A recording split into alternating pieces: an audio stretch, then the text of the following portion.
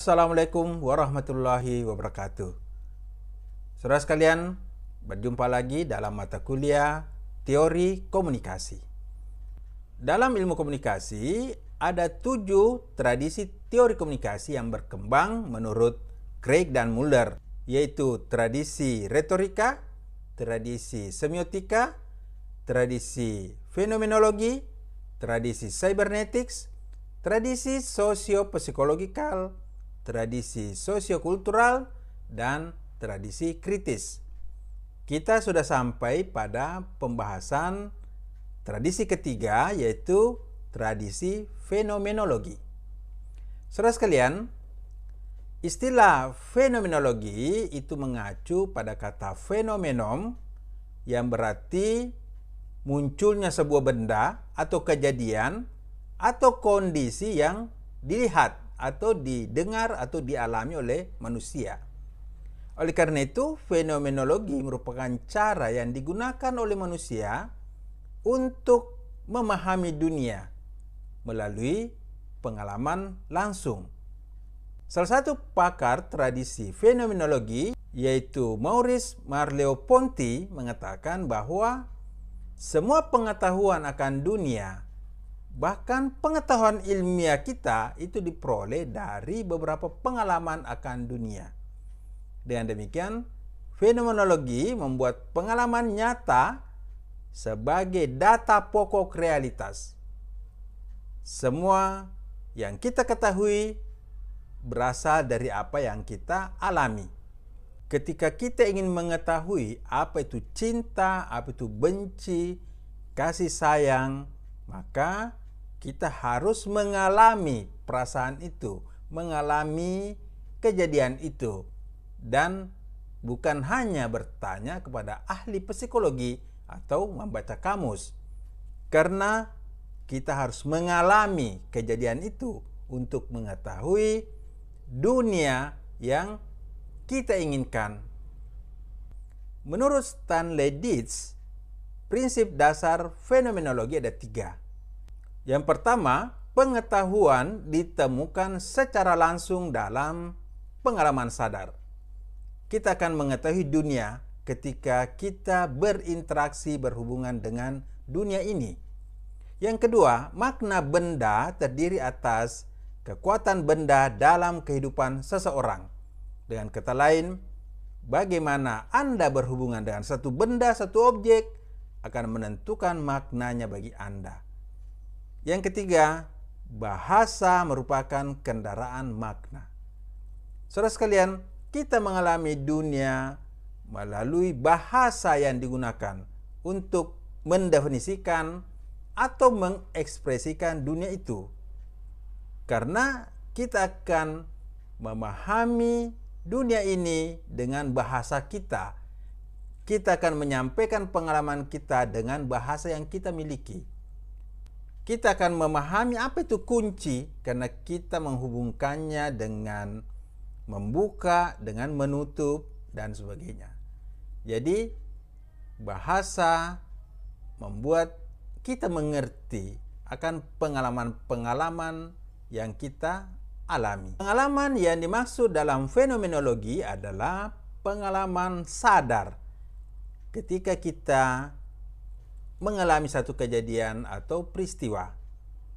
Pengalaman sadar yang dimaksud di sini meliputi persepsi, pemikiran, memori, imajinasi, emosi, keinginan, kemauan, tindakan yang diwujudkan, aktivitas sosial, aktivitas linguistik. Itu semua adalah bagian dari pengalaman sadar yang ada di dalam diri kita. Berbagai struktur pengalaman ini biasanya melibatkan intensionalitas, yaitu keterarahan pengalaman terhadap hal-hal di dunia, dan sifat kesadaran tentang sesuatu.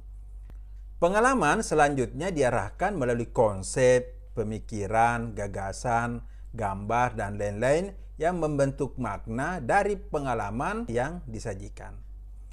Bagi pemikiran fenomenologi, proses interpretasi terhadap pengalaman itu penting sekali. Karena menentukan makna dengan pengalaman. Dalam tradisi semiotik, interpretasi dianggap terpisah dengan realitas. Namun dalam fenomenologi, interpretasi membentuk apa yang nyata bagi seseorang. Kita tidak dapat memisahkan realitas dengan interpretasi. Interpretasi itu tidak lain adalah proses memberi makna secara aktif pada sebuah pengalaman. Interpretasi secara literal membentuk apa yang nyata bagi seseorang. Dengan kata lain, realitas tidak dapat dipisahkan dengan interpretasi. Interpretasi merupakan proses aktif ketika pikiran dan tindakan kreatif mengklasifikasi pengalaman-pengalaman pribadi. Interpretasi melibatkan maju mundur antara mengalami suatu kejadian dan menentukan maknanya, bergerak dari khusus ke umum dan kembali lagi ke khusus, atau biasa dikenal sebagai hermeneutic cycle, lingkaran hermeneutik. Ketika kita membuat interpretasi sebuah kejadian atau pengalaman, kita akan menguji interpretasi tersebut dengan melihat kembali kejadian itu secara mendetail, dengan cermat untuk memperbaiki makna kita. Jadi interpretasi juga itu akan dipengaruhi oleh kecermatan dan kejelian kita untuk menelusuri lebih lanjut pengalaman-pengalaman yang kita alami.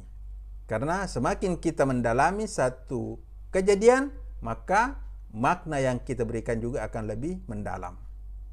Dalam tradisi fenomenologis ada 3 cabang pemikiran yang berkembang, yaitu fenomenologi klasik, fenomenologi persepsi, dan fenomenologi hermeneutik.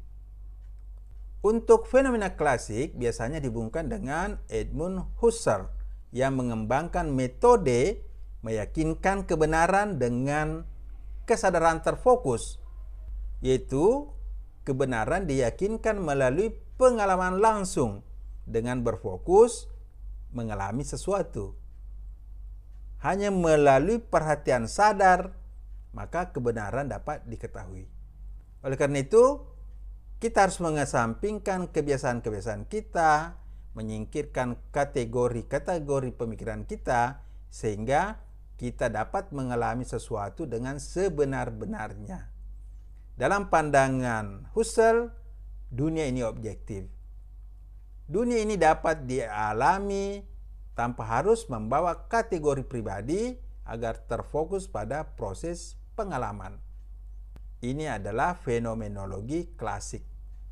Berbeda dengan Husserl, para ahli fenomenologi saat ini menganggap pengalaman itu subjektif, bukan objektif. Sehingga subjektivitas merupakan hal penting sebuah pengetahuan. Maurice Merleau-Ponty, tokoh penting dalam tradisi ini, memandang manusia sebagai sosok gabungan antara fisik dan mental yang menciptakan makna di dalam kehidupannya. Kita memberi makna pada benda-benda di dunia ini dengan mengalaminya. Sehingga pengalaman fenomenologis apapun itu tentu subjektif.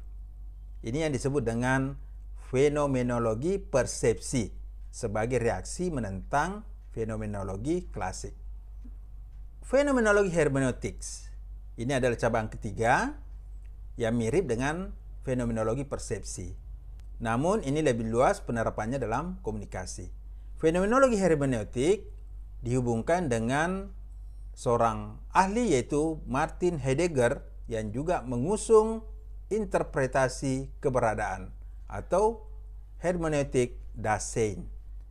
Pengalaman alami terjadi ketika kita tinggal di dunia.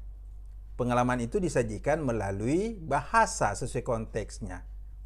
Komunikasi merupakan kendaraan yang menentukan makna berdasarkan pengalaman.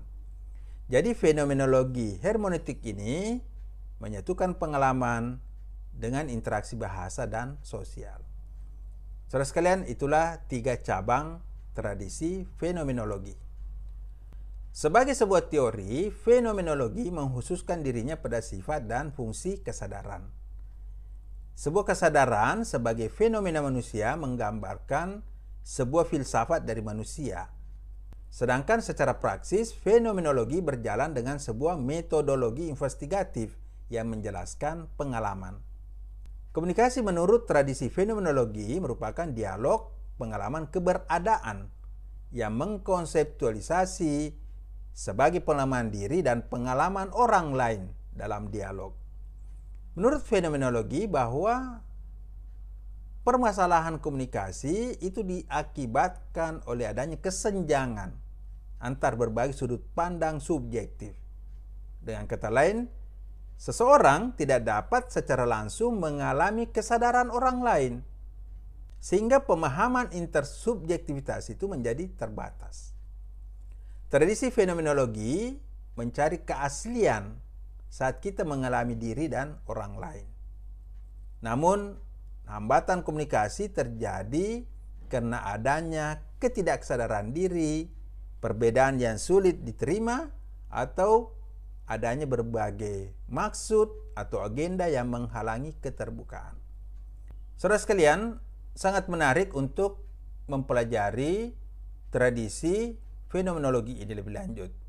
Oleh karena itu, silakan Anda mengkaji beberapa teori yang terkait dengan tradisi fenomenologi, seperti teori komunikasi antar pribadi dari Martin Buber, teori hermeneutika budaya, teori keterkaitan makna, teori manajemen keselarasan makna, dan teori hermeneutika recall.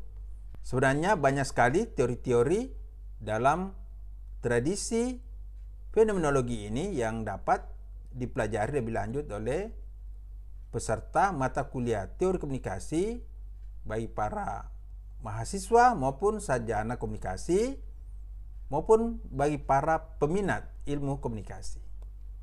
Demikian, semoga bermanfaat. Wassalamualaikum warahmatullahi wabarakatuh.